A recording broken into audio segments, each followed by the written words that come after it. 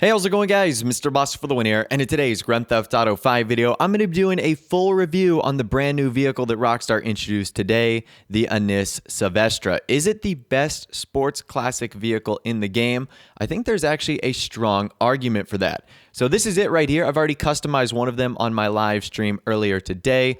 But let's go ahead and jump into this. We'll actually buy another one right now because why not? Let's show you guys where it's located. It's on the Legendary Motorsports site. It's available for $990,000. Why Rockstar couldn't just make this thing $1 million, I'm not sure.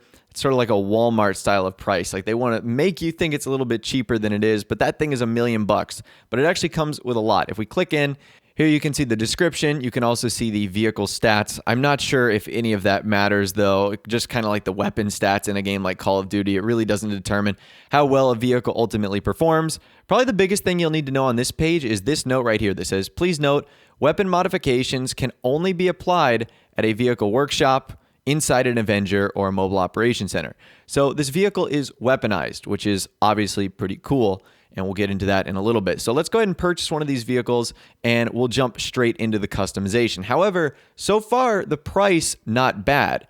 $1 million for a vehicle, I would say in Grand Theft Auto Online nowadays, is really not a bad price at all. Now, in case you were wondering what this vehicle is based off of in real life, it's actually based off of the Mazda RX-3, which was a beautiful car in the 70s. So I'm obviously very excited about this vehicle, and it has a ton of customization as we're about to jump into in a second. And that is probably the strong suit of this vehicle is it just has some legendary customization that really isn't seen by any other sports classic vehicle. All right, so here we go. Our little Savestra has been delivered, and that's probably the first thing you'll notice about this vehicle is just how tiny it is. It's a little car when you compare it to everything else. The second thing you're going to notice that's really cool is the startup sound the engine makes. I'll let you guys take a listen to it now. It's pretty incredible.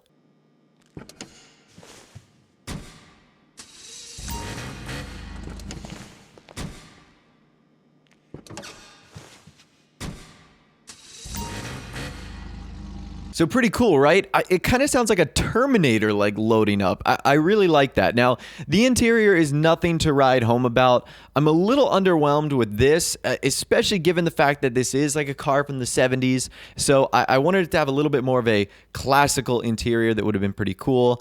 And the seats, and there's a lot of things you can do to modify the inside to make it a little bit more unique, but the interior by default, not all that special. Okay, so here's where the magic is going to happen because you can already see we have 22 options for customization, which is absolutely insane.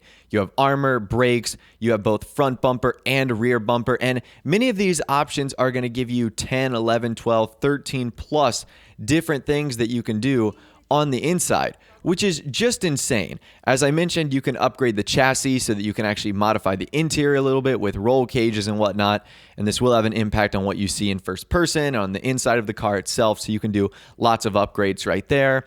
There's tons of things you can do to the grills. I mean, look at that. There's 13 different options right there. So many different fender options as well. This car is loaded with upgrades that you can apply to this vehicle. And that doesn't even include the best part, which is what I think is 10 pretty awesome liveries. Each one of them are pretty unique, some a little bit more simple than the others, some get a little bit more complex, which I obviously think is pretty cool. So there's a lot of different things that you can do with this vehicle to make it incredibly unique and one of the coolest cars in the game. Now, fun fact about this livery right here, the Estancia one, this is the exact same one that you can get on the RE7B supercar. So both of them are a NIS, which is Mazda vehicles. So I guess this is why they ended up doing this. So this would be pretty cool if someone made like a RE7B version of this with this livery and color, and then they made a Savestra with this livery and color. Put them side by side, that might look pretty cool. So like I said, the livery options on this vehicle are absolutely awesome. I'm a huge fan of them. I mean, there's things you can do to the mirrors as well. You can completely remove them. I mean, honestly, what Grand Theft Auto Online player uses their mirrors when they change lanes anyways? Probably no one. So again, really, really cool customization options. A ton of different spoilers that you can put on there, including one with the most interesting name of all called Big Wang. Not sure what Rockstar was going for here. Literally everyone has a normal name. Taurine spoiler, race spoiler, bolt-on ducktail, and then just out of nowhere, big wang. So if you want to put a big wang on your car, you can. And that's one of the spoiler options for the Savestra. All right, guys, so this right here is my final product. I went with the Spenders livery, which I did in kind of a red and white pattern. And I kind of like this design. I'm not going to lie. I feel like it's pretty simple. I put the roll cage in there. I also put the vented hood, which I think looks pretty cool. Really, the final touches I have to put on this vehicle are the wheels. Now, these are the stock rims. Now, if you want to use the iFruit app to change the color of the stock rims, be my guest. You can do that. However, these stock rims are the exact same as one of the tuner rims called Fujiwara. Like, they're literally almost identical. There might be like a 1% difference. So this, in my opinion, is way easier to just use that. And then you can end up applying like a really cool color you want. Now, like I said, you can do the same thing with the iFruit app. But in my opinion, this is a much easier way to go about doing something like that. And if you wanted to, you could then put like custom tires on there. And obviously, you can do bulletproof tires. But this is my final product right here. I'm a big fan of it. I wanted to customize it a little bit more than normal. And then obviously we can go ahead and put a custom license plate on there if we want. We'll just use the one I used from earlier in the day, the Savestra, and boom, our vehicle is done and our Savestra is now complete and it is customized. So before we jump into performance, let's talk about the first two metrics of this vehicle. That's price and customization. I'm going to say price is an A. So it's not a like $300,000 vehicle or $400,000 or $500,000 vehicle like we've seen with the Hermes or the Strider. So it's not an A plus, but a vehicle that's under $1 million, especially in today's 2018, 2017 Grand Theft Auto Online, is a win. And it's especially a win when you get a vehicle with this much customization. In fact, we're not even done with the customization options on this vehicle. I've actually got to find my Avenger and my MOC in order to complete that.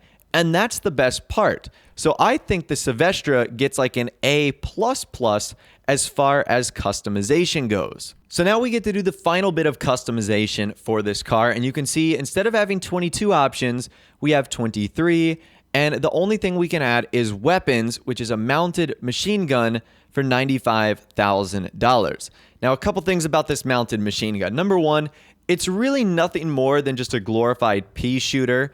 It's pretty good as like a last resort, although I'm not too sure why Rockstar made this car weaponized. And number two, having the weapons on here doesn't impact the vehicle at all. You can still use it in races. It's still a normal car. It's not going to get some crazy classification. You just get mounted machine guns on there.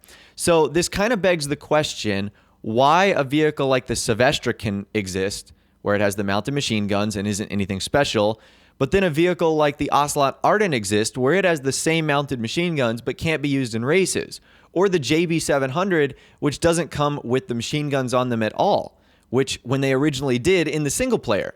So I'm not exactly too sure what Rockstar's end game is here. To me, their theory and their logic on making weaponized vehicles is a little confusing. But as far as just specifically talking about the Savestra, I mean, it gets guns. It's not all that special. You can still use all your other guns. You just get mounted machine guns that you can shoot off at other NPCs and other cars in the game and make them go crazy. Like I said, this is not effective at all because you can't adjust the height or the width or the range of these weapons. So it's really difficult in order to end up killing players and anything that's really moving with the machine guns. So now let's get on to the performance of this car. So thankfully, Rockstar actually put this in the right category. It's a sports classic, which is exactly where it should have been. I'm not sure what they did with the Sentinel Classic, why that's in sports, when this is a really similar era and really similar age. So I'm not exactly too sure what Rockstar was thinking as far as that one goes, but they got that right. This should be in the sports classic class. Unfortunately, it doesn't really compete all that well with the big sports classic vehicles, the ones we saw added earlier in the year. The Cheetah Classic, Turismo Classic, and Furnace Classic, even the Sterling GT. Still, that is going to be your best bet as far as sports classic vehicles go. While this vehicle is nice and while it has okay performance, it's still going to be outclassed by those top 3 or 4 vehicles. So this isn't a vehicle you're going to buy where your need is to absolutely just get a sports classic vehicle that is going to dominate the rest. That's not what you're going to find in this car. What you are going to find in this car is amazing customization, a pretty nice price that actually, if we take a look at the website, is really similar to the other sports classic vehicles in the game. So $990,000 right there. This one is $885,000. The Torero, $998,000. Cheetah Classic, $865,000. Turismo Classic, $705,000.